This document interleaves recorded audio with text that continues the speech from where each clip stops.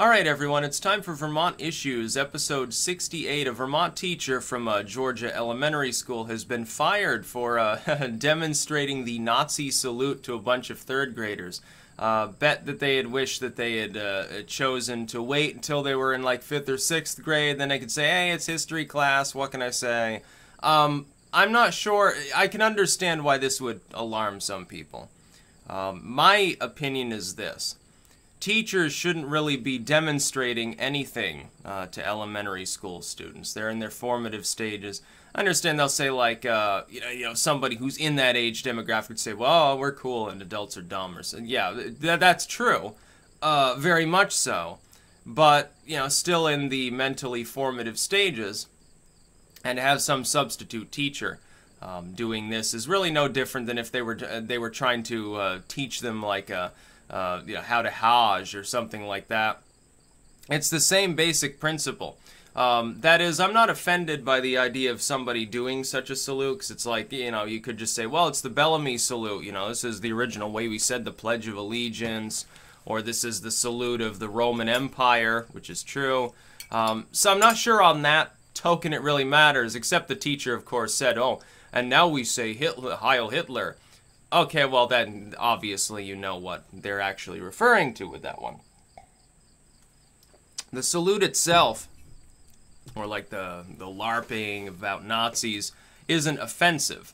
But teachers shouldn't be teaching that sort of thing in any other regards to students. Like, they shouldn't be attempting to indoctrinate them into multiculturalism either. With all this pronoun stuff we have in schools now, where kids have gotten suspended in some cases for saying he or she. We saw that report not long ago where some schools were eliminating the concept of like having a best friend, like your kid isn't allowed to have a best friend anymore. It's the same old pointless moralism and legalism that's always been in schools. This would be, technically speaking, no different. You've got a teacher attempting to get people to praise some long-dead foreign head of state. Would it be any different? I know that there are some people, they have like a hard-on for Hitler. What if they had done this and they say, oh, praise Merkel or something? Same state involved, Germany. I don't think you'd respond very well to that. I don't want teachers indoctrinating kids in anything. They shouldn't. It's like with the down in Texas. This was a few days ago. They were showing some kids, I think it was Midland High School, if I remember correctly, or Midland Middle School down there in Texas, or something like that. I know it started with an M. I can't quite remember. It wasn't as exciting a story as some. And they were showing them a slide as part of a presentation, and it was like, the Pledge of Allegiance, you must stand for it. You must be silent during moment of silence. It's the law. Now, of course, it's not. That's a total lie. It's a total propaganda indoctrination scheme. It also won't work. Look, if you're dealing with people who are under 18, way harder to indoctrinate them than people that are older. It's real easy to propagandize to the adult audience because they take everything so seriously. And it's easy to tug on their heartstrings, a lot of emotional appeals. Kids, they're more wild. Like, it's way harder to get them to do what you would want them to do. I speak from experience as someone who, used to be a kid. If somebody told me to do something, I'd usually do the opposite. Oh, don't lean out your window and throw things at the raccoons gathered around the trash down there, when I'm a little kid. What's the first thing I do? Well, this must be fun because it's being forbidden. Don't wander around the house at night, making weird noises. Well, I'm going to do that. That's the way that things work. And also, reverse psychology, not so effective because oftentimes can be told to be reverse psychology, yes, by someone who doesn't even know the meaning of the term. So attempting to do this isn't, it's not going to do anything.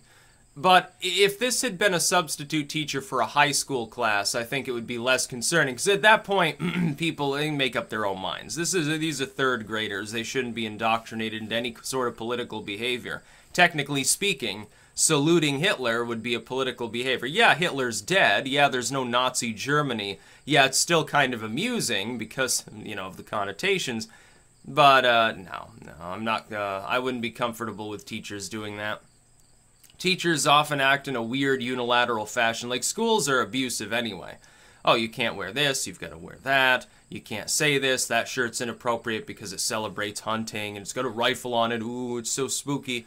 You can't MAGA at your school because, you know, it might offend somebody. We took down the U.S. flag in our classrooms because that might offend somebody.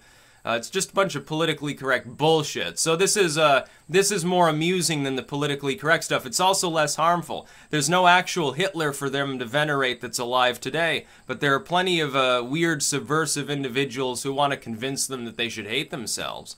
So I'm not so offended. It's not uncomfortable for me on the same level as the PC bullcrap that goes on in the schools. But, come on.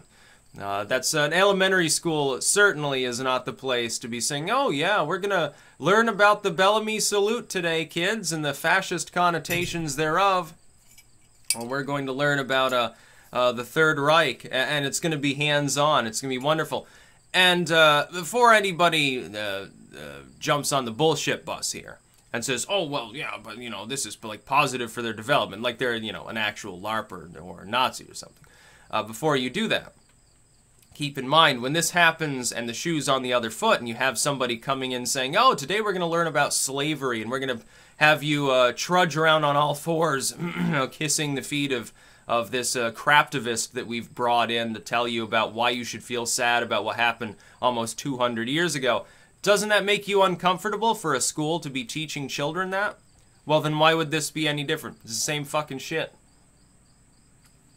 Just like when school teachers, if they, you know, it's different for a high school class, certainly. But if an elementary school teacher were weighing in on political things and saying, well, you should tell your parents to vote for candidate A or candidate B, absolutely, totally, objectively wrong. That's taxpayer-funded bullshit. It's a government extension. The schools in this country are a de facto bureau anyway through the Department of Education. So they shouldn't have any political opinions whatsoever. You know, in high school, it's tolerable there because everyone's already made up their mind. And they'll debate the point, too. I can remember many fun-filled political debates in my high school. You know, not necessarily officially sanctioned, not technically in conformity with state rules. Nobody cared, though, because it's a high school. But when you're dealing with an third grade class, a little bit different. That's about all. Peace out.